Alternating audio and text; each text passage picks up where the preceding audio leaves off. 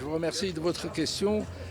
Tout d'abord, je voulais vous dire que, en tant que coordonnateur national de la formation écologique au niveau du plan national cancer, je ne me limiterai seulement qu'aux actions que nous avons faites.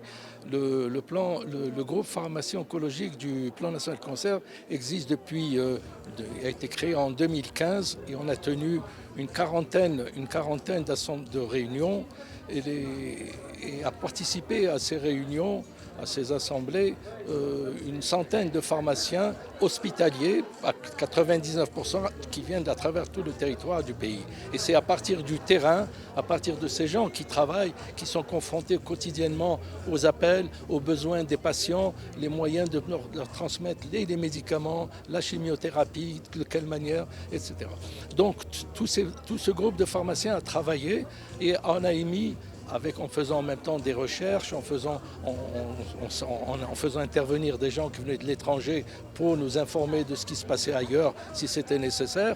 Et ce groupe a choisi 19 recommandations qui sont transmises, qui sont sur le rapport que j'ai présenté ce matin en partie.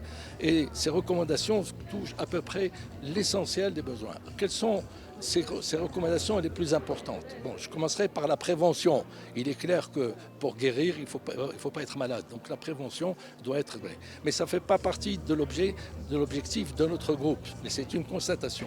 Il y a la formation du pharmacien qui doit avoir une formation en oncologie, de manière à pouvoir participer dans ce qu'on appelle les réunions de concertation pluridisciplinaire, qui doit son avis au niveau sur l'efficacité, coût, efficacité, le traitement.